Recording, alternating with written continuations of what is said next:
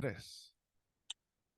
And we're back. This is Colombia Calling, episode 476. I'm Richard McColl here in Bogota, 2,600 meters closer to the stars.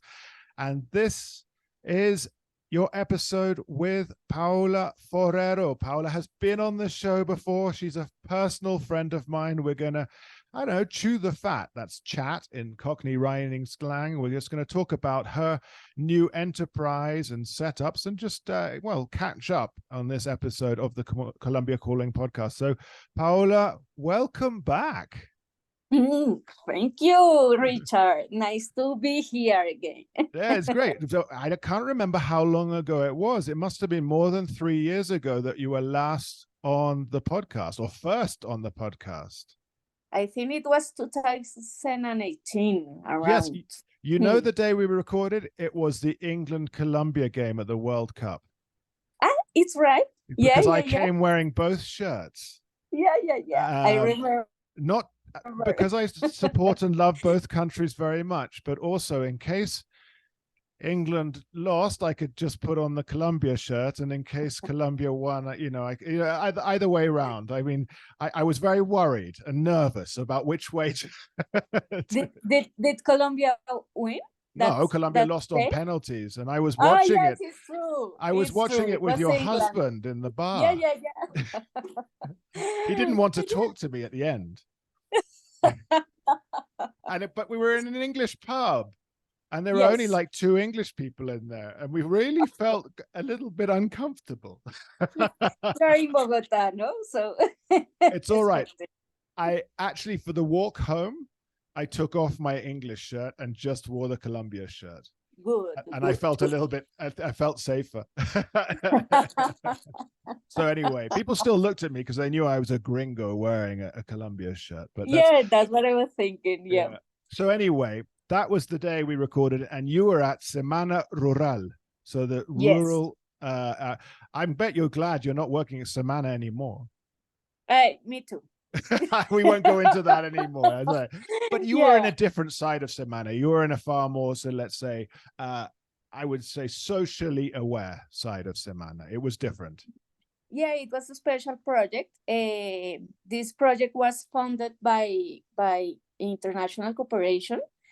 And what we were doing by that time is we were trying to find those places in Colombia that were affected by the conflict, but that found in tourism a new opportunity, for development. And so we were trying to find out how to help those places. That was the project about. It was really beautiful. I loved it, but it was challenging. Is it still going? It's not still going, is it? Or I don't. No, I think those I think they stopped. I mean, they changed the type of projects they were funding. And actually I don't know how is it going. Well, that was the pre-Gilinski world at Semana even. And so yes, if anybody of you don't know, the Gilinski family is one of the wealthiest families in Colombia, although most of them live in London all the time. They own everything. I mean, there's a few families that own everything, and they've recently just bought up Nutresa, but they own Semana magazine, which has been their sort of voice box for politics. They've just bought El Heraldo in the Caribbean, and they own El País in Cali. So you can see where they're going there. It's like another version of Succession here in Colombia. So there you go. Anyway, I digress, but it's such an interesting story. You worked there, you got out at the right time. I like to say that are you Generation X, Paola? Yes, I am. Yeah, so you and I are very similar in that we kind of don't stick to jobs for very long. It's very Generation X. And I think this leads me in quite nicely, is that you quit Semana and then you went to work for Uber. And then was there any other job in between there? No. But previously, Uber... you'd worked at the presidency before that, right? I my CV is quite a mess.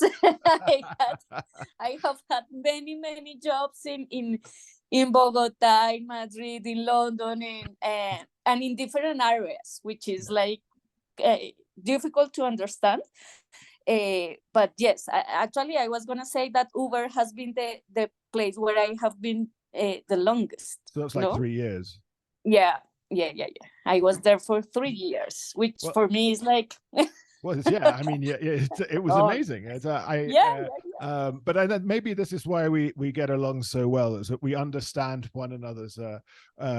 It's not a work ethic, because I think we work very hard. I just think, the need to be our own boss is one of the things, and that's what we're here for. That's why we're chatting, because. So pandemic came along and we all reassessed our existences and what we want to do with our lives and everything else. And you came out the other side with this new startup in Colombian chocolate. So, okay, I'm going to just let you run with it. This is now your chance to promote. No, don't do that yet. So you started up this cacao, let's say it's a startup. Okay, it's called Moxe. That's how we know how Moxe. That's Moxe in our language, but it is an indigenous language, and it's Amazonian.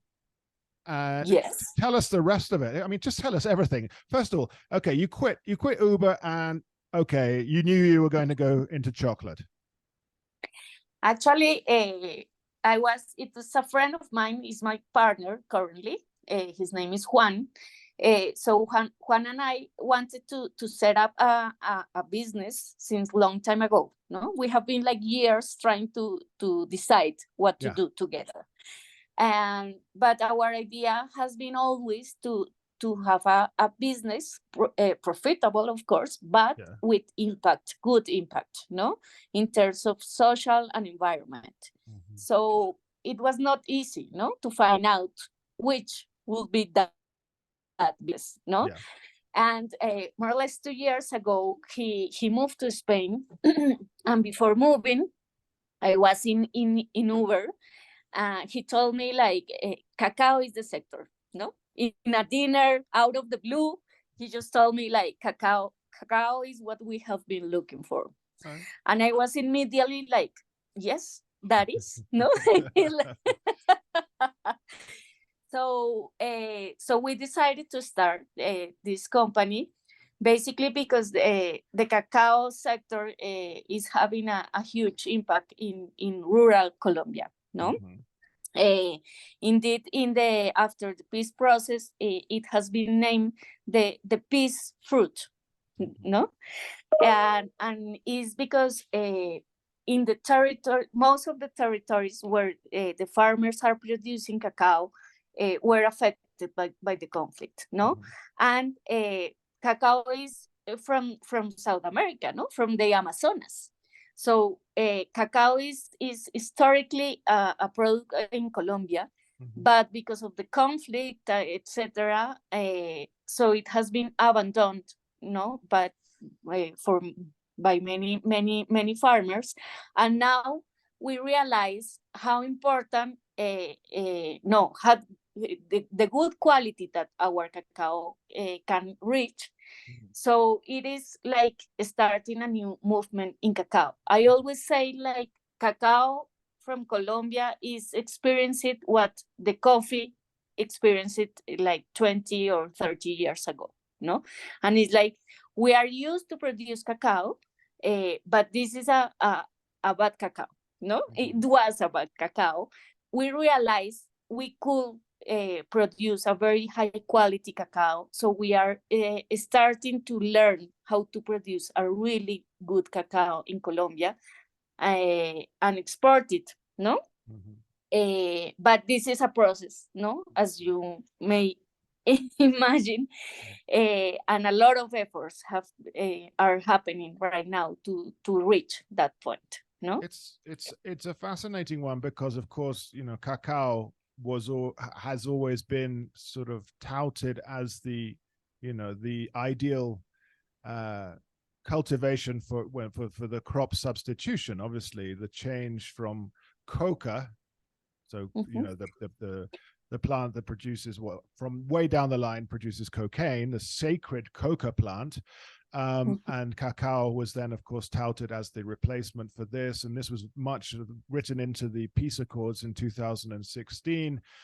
And a lot of people did it. And then we got the government of Ivan Duque, which kind of strangled these projects. And so I find it very, it's a very difficult one, isn't it? Because I think a lot of the farmers out there are feeling abandoned themselves. Or so how do you get, you don't have your own cultivations, you've gone down and sourced cultivations, and these have to be cultivations with many years of practice, because cacao, it takes a long time, doesn't it, to grow a cacao tree to the proper ripeness? Yeah, it can be around 3-4 years.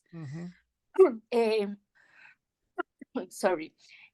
But the estimations are that more or less 15% of the current cacao crops were before coca crops, no?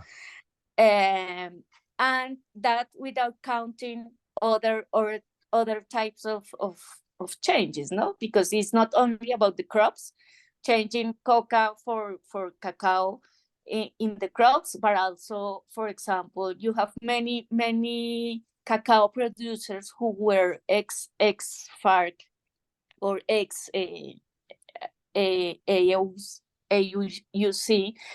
and you can also have many crops that from people that were displaced in the country, that came back to their land, no? So actually, it's very difficult to really measure how the cacao crops are impacting positively all these victims, no, in a way, and these places. But yes, I'm not producing cacao because our main objective was not the cacao, but the farmers that produce cacao, no?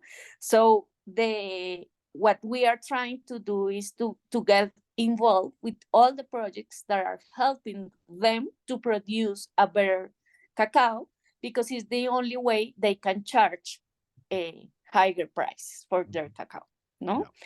For the beans. So all the support for this technical financial support has come mainly from international cooperation, no?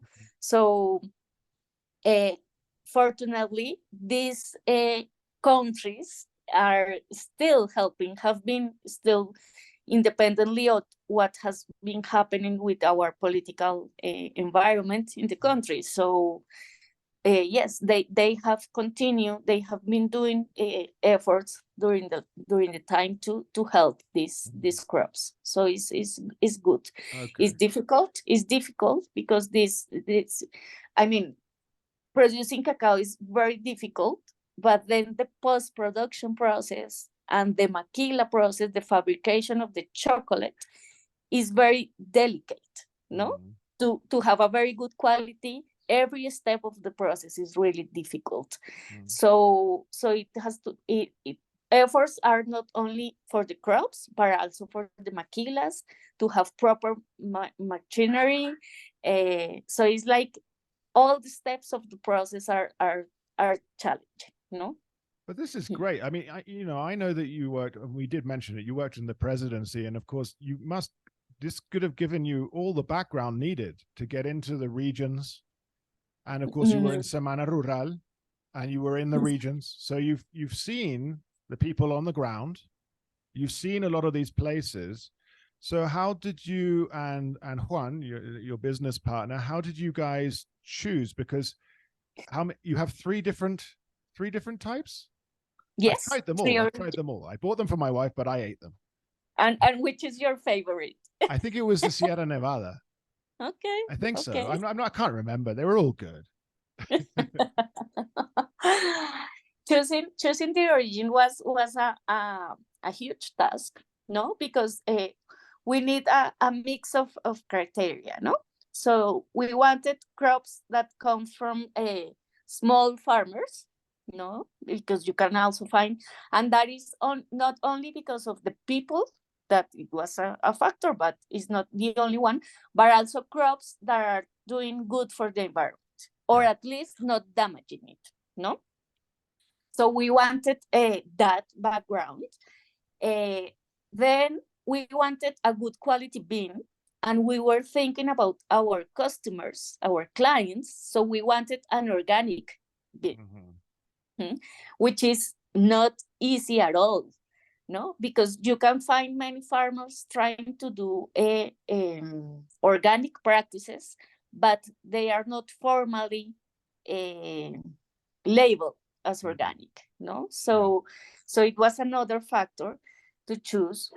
And then, of course, we wanted different origins, and because our origin name, and the Amazonas, that I would like to talk about it later, if you allow me, Twitter. Of course.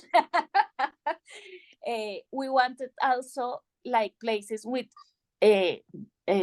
enormous biodiversity, So it was not easy to find all these things, and that's the reason we choose this. And then we have another factor, because we are exporting to Europe through Spain, and we have enormous strict rules for the cadmium, which is a heavy metal that you can find in the earth, in the land, and we have very good cacaos in Colombia, for example, in Arauca, but it's very easy to have high levels of cadmium from the cacao from there, So it was another criteria to choose the origin of the beans, So that's the reason we choose these three, which are Caquetá, which is they call themselves like the door of the Amazon,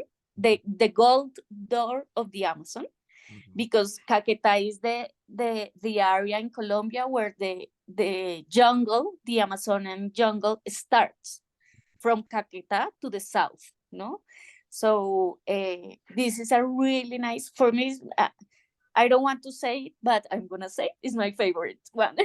That's all right. Because you feel the jungle, in the bar. It tastes exotic. Exactly. It takes and you feel the fruit, you feel the banana, you feel yes, you feel it. So we choose Caquetá. Then we choose Sierra Nevada, Sierra Nevada, I don't know if the people that is listening knows, but this is a sacred place, in Colombia, because of the biodiversity, and it has been a spiritual place, very important for our indigenous since all times, And they also are in a very environmentally special place. So yes, we choose Sierra Nevada, and then Huila. Huila is a completely different environment, but they are doing a really good cacao. And actually, I think in terms of associations, cacao bean associations, they have been really organized, and they are doing a very beautiful effort to produce a really good quality cacao.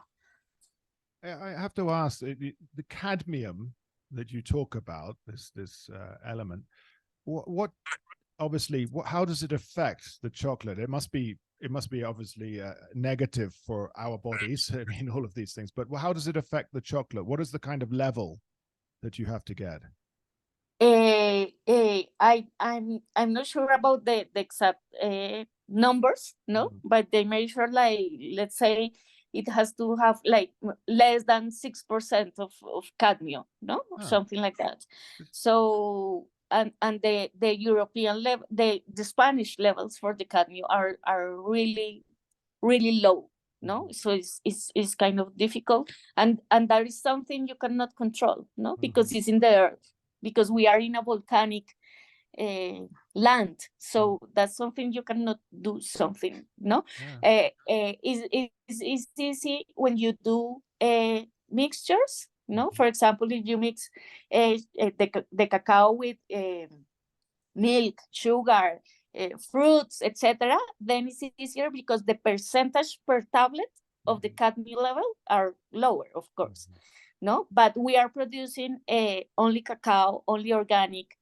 We are not putting milk, etc. So it's really difficult to go to those levels. You are not throwing in any fruit or anything else in there. It's straight chocolate. Yeah. Until now, yes, because Okay.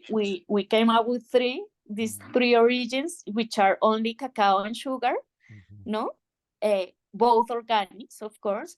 But yeah, we hope if we are lucky and if everything goes as expected, we will be launching new products in the future. Excellent. Yeah. So Caquetá, for those of you listening, of course, the biggest story that continues is the rescue of the children. The Mukutui children was just inside Caquetá on the borders with Guaviare.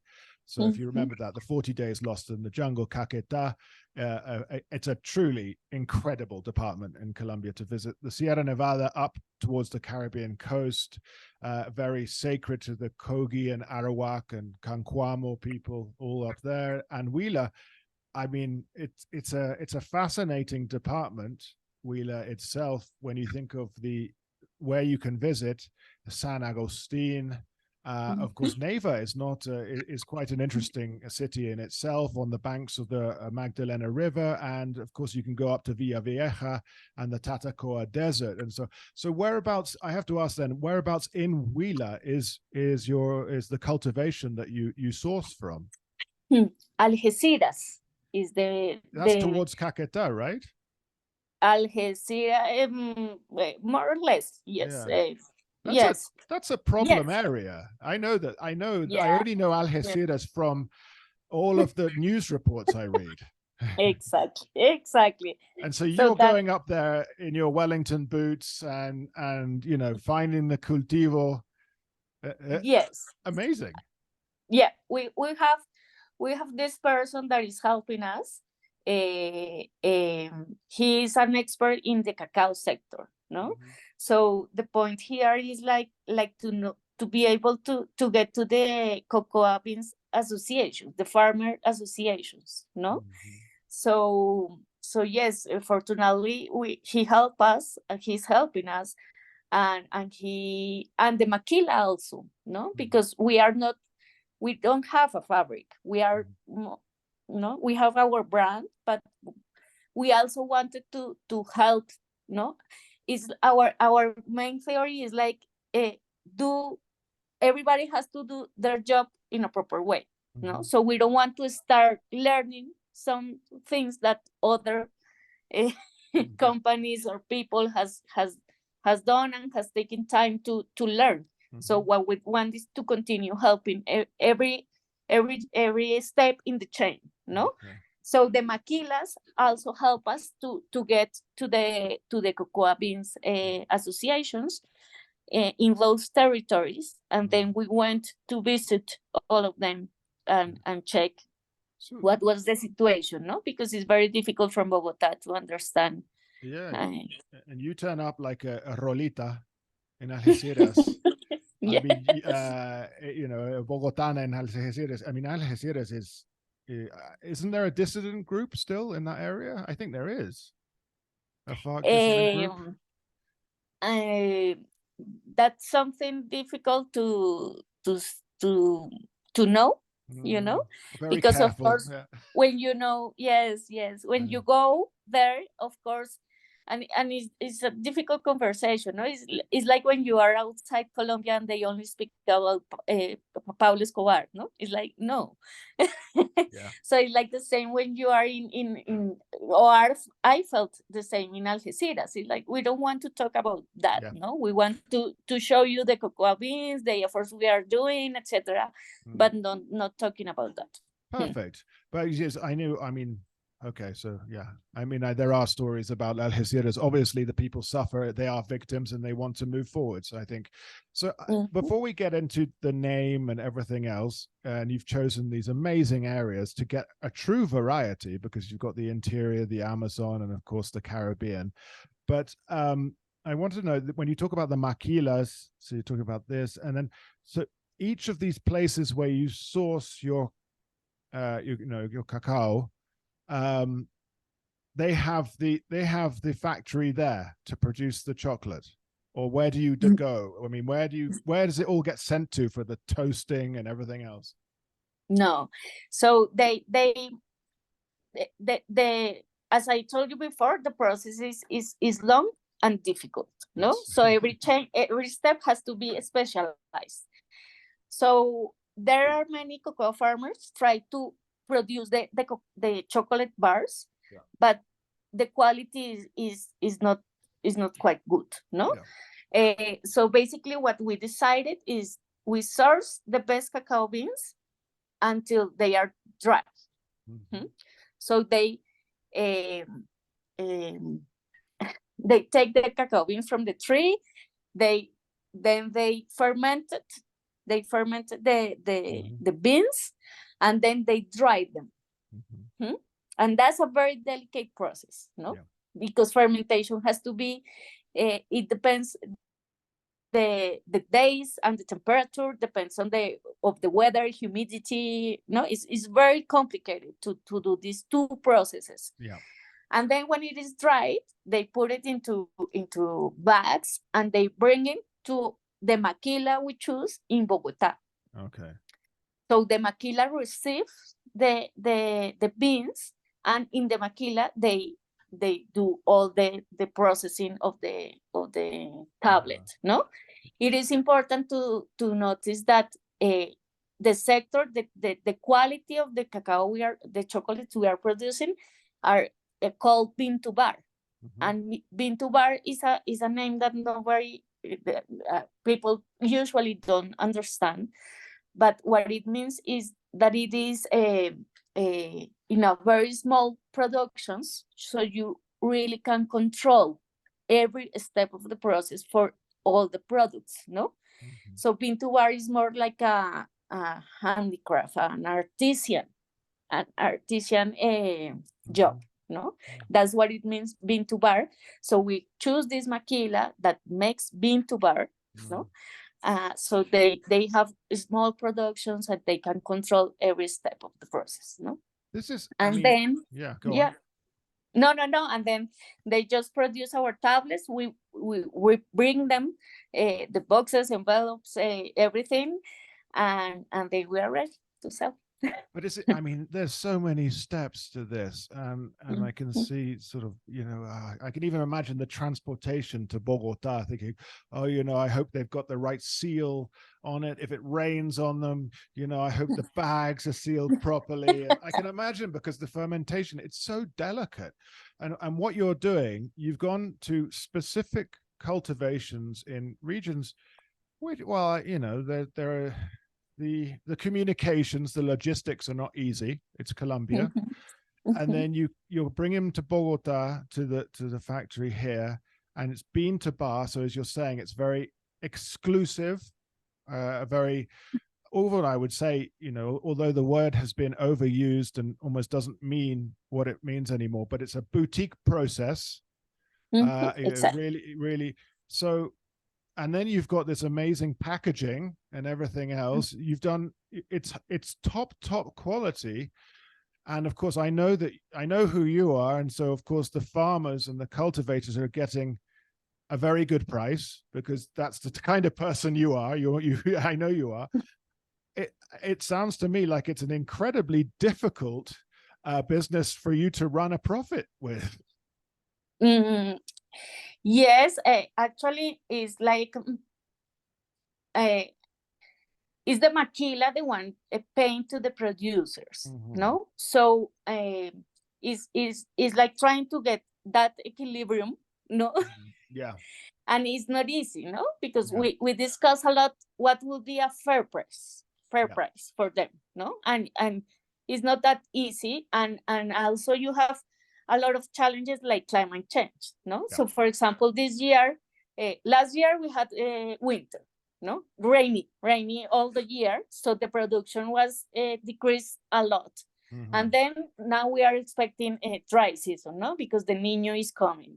So again, it's gonna be a problem. And then it's difficult to produce the bean, but then if we pay more, then we won't be doing any margin.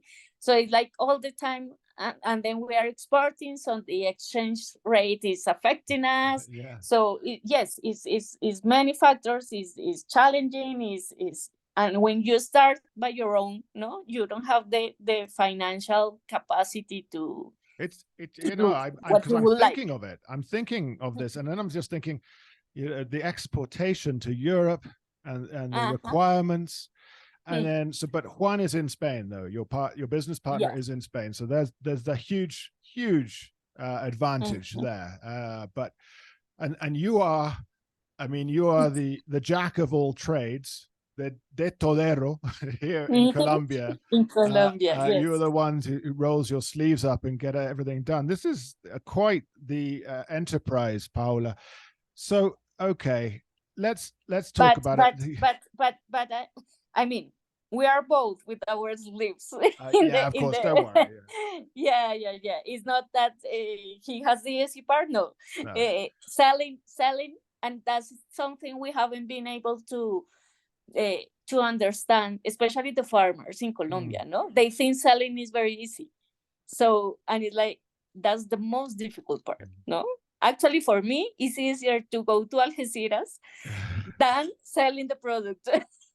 I believe you. I believe you totally, because of course he's got to do the rounds in like the specialty stores and the buyers in Spain who are, you know, they've probably already got their providers. So you're going to have to go in and say, listen, you know, this is us. This is what we do. Are you going to expand from Spain? Yes, we want. Actually, we have a very close friend, and now she's participating in the business. She's from Iceland. Her name is Anna. She went with us to Caquetá and to many places, and she was amazed with this. They have a say here that the jungle gets you. Yeah, la cogió la manigua.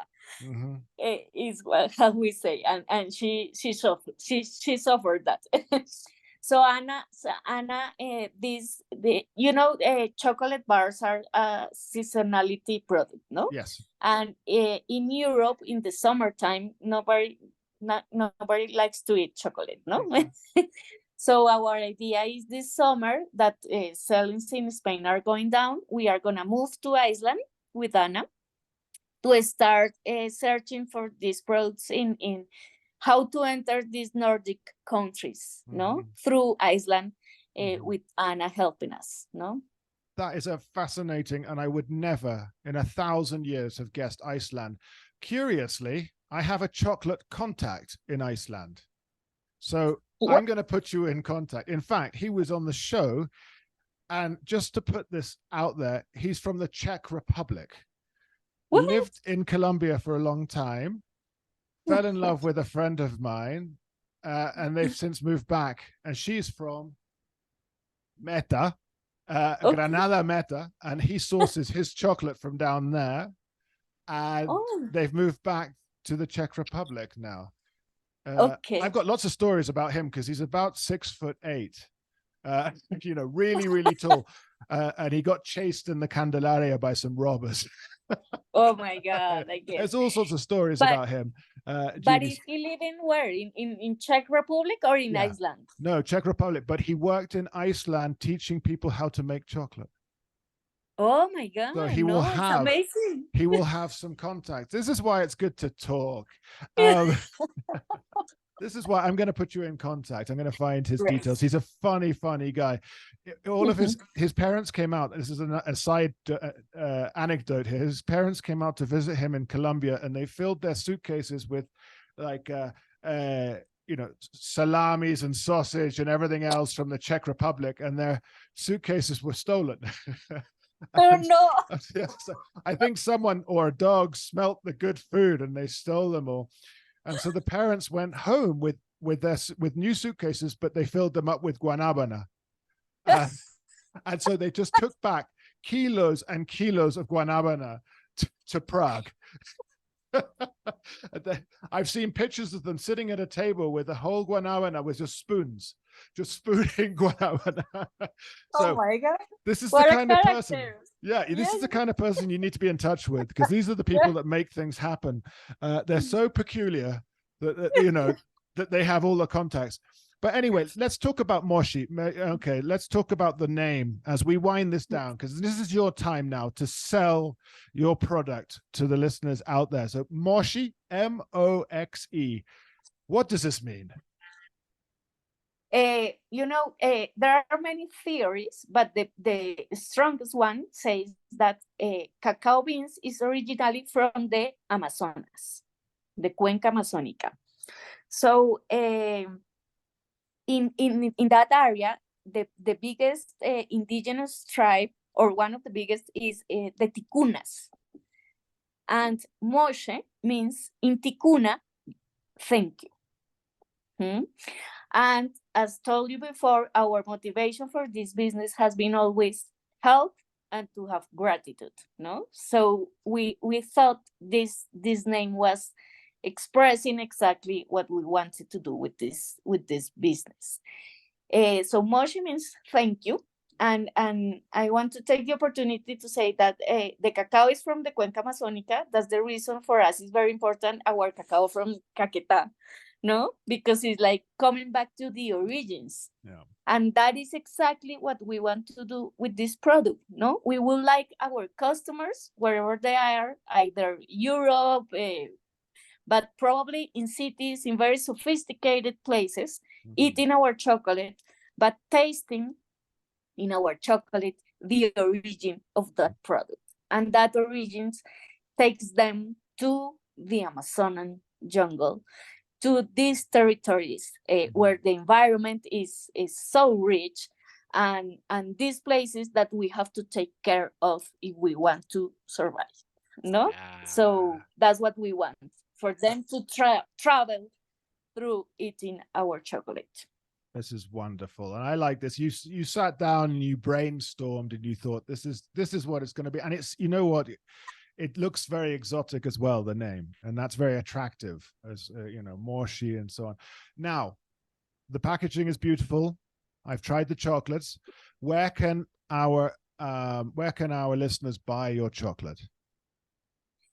In our webpage currently, you can buy them for any place in Colombia and any place in Spain. In our webpage, which is www.moxefoods.com. Okay. And you can buy, and we take it, we deliver to any city in Colombia and Spain. Okay. So you don't send to the US yet? Not yet. You have to. That's the market. You know it is. And most of my listeners are there. we are looking for people that want to sell our product also anywhere, no? Because we can export to wherever we want.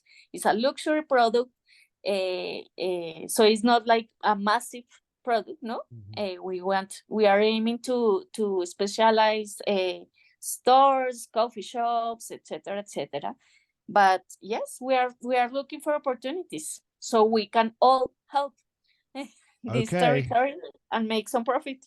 To the 10,000 of you in the United States that download, I understand that's probably, a few people downloading more than one a month, but to the 10,000 downloads a month of the Colombia Calling podcast in the US, there has to be at least one person interested in setting you up with part of the business in the US. So here it is, listeners out there, and listeners in Spain, of course, because it's direct to Spain, but listeners out there, this is a socially minded, environmentally conscious chocolate product being made by, you know, it's basically, as they said, bean to bar. I mean, you've sold me, but then you didn't have to particularly, because, you know, we're all here to support one another. I genuinely believe that.